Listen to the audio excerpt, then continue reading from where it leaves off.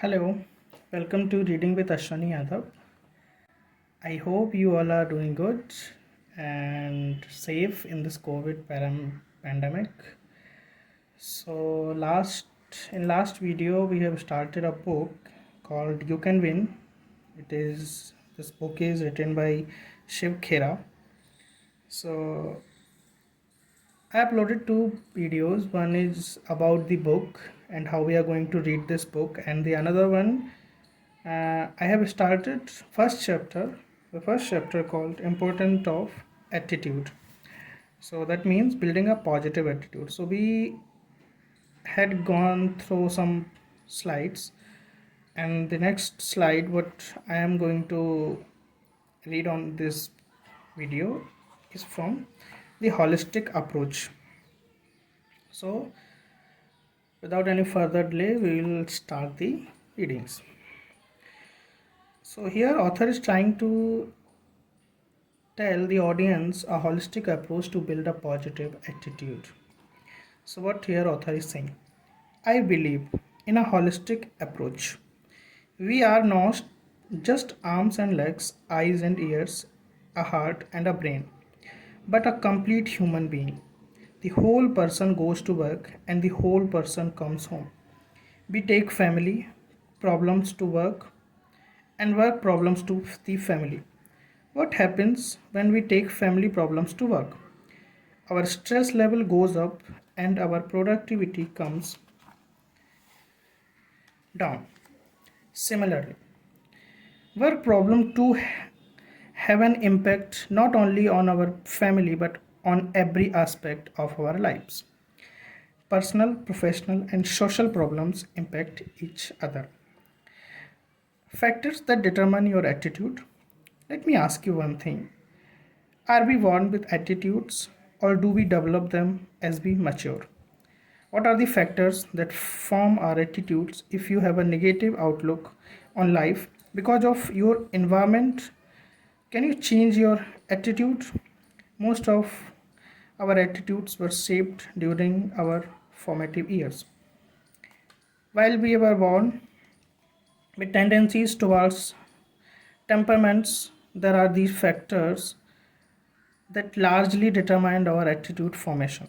These are the triple E's of attitude: environment, experience, and education.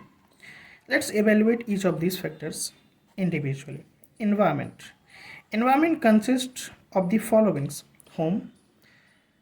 Home is positive or negative influence both.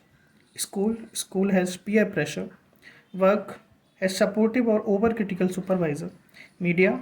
Television, newspaper, magazines, radio, and movies. In cultural backgrounds, religious background, traditions and beliefs, social environment, and political environment. All these environments create a culture. Every place, be it a home, organization, or a country, has a culture. For example, you have probably been to a store where you found managers to sales clerks alike to be polite, helpful, friendly, and cheerful. Yet at another shop, you find the staff rude and discourteous. You go to a home and find the parents and children well behaved, courteous, and considerate. You go to another home where everyone is fighting like cats and dogs. In, in countries where the government and political environment is honest, generally you will find that the people are honest, law abiding, and helpful. And the reverse is true too. In a corrupt environment, an honest person had a hard time. Where, as in an honest environment, a corrupt person has a tough time. In a positive environment, a marginal performer's output goes up. In a negative environment, a good performer's output goes down. Cultures in any place always goes from the top down, never from the bottom up. We need to step back and look at what kind of environment we have created for ourselves and those around us. It is tough to expect positive behavior in a negative environment. In societies where lawlessness becomes the law, honest citizens become cheats, crooks, and dacoits. Take some time to evaluate how the environment that you are in affects you, and evaluate those environments you create affects other. The second point is experience. Our behavior changes according to our experience with various peoples. If we have a positive experience with a person, our attitude towards him is likely to be positive.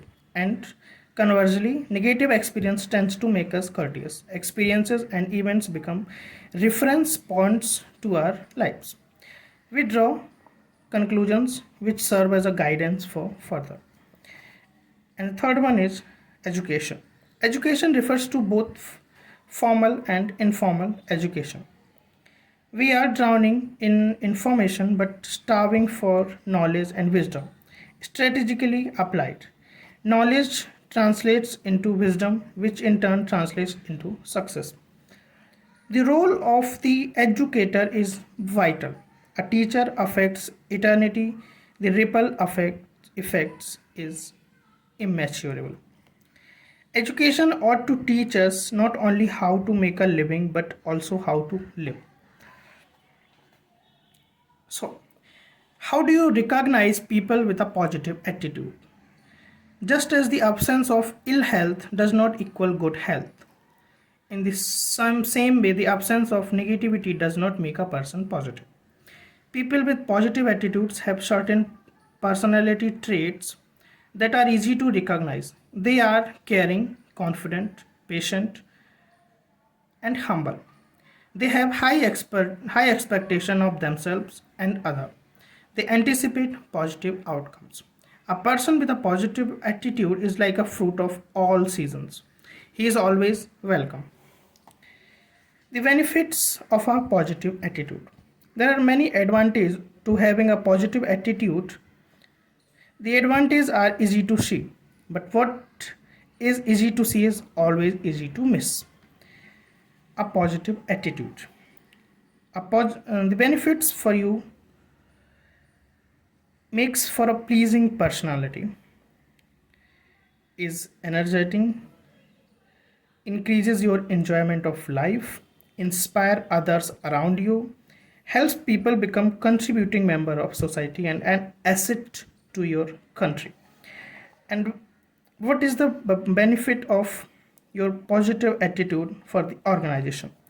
Increases productivity, fosters teamwork, solves problem, improves quality, makes for a congenial atmosphere, breeds loyalty, increases profits, fosters better relationship with employers and employees and customers, reduces stress. So these are all the benefits which you will get if you have a positive attitude. So the next thing is the consequences of a negative attitude. What will happen if you have a negative attitude? So life is an obstacle course and we became our biggest obstacle by having a negative attitude. People with negative attitudes have a hard time keeping friendships. Jobs, marriages, and relationships. Negative attitudes leads to bitterness, resentment, a purposeless life, ill health, high stress level for themselves and others. Negative attitudes create an unpleasant environment at home, at work, and become a liability to society.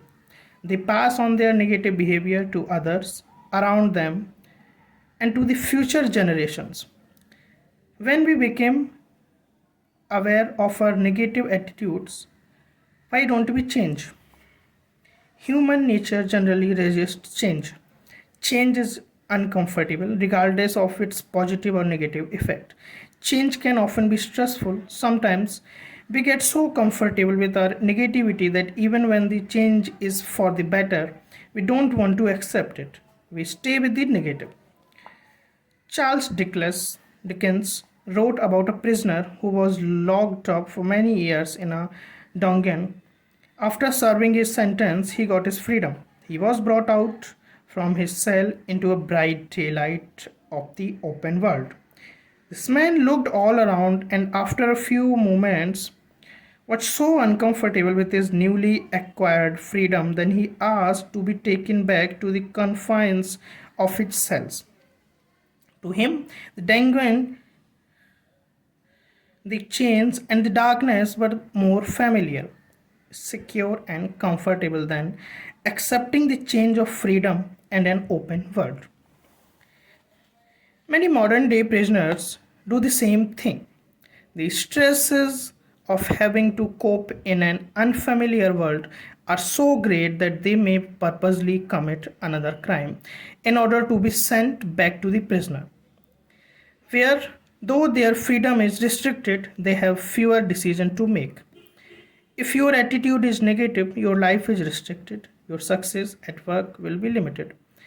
You will have fewer friends, your enjoyment of life will be less.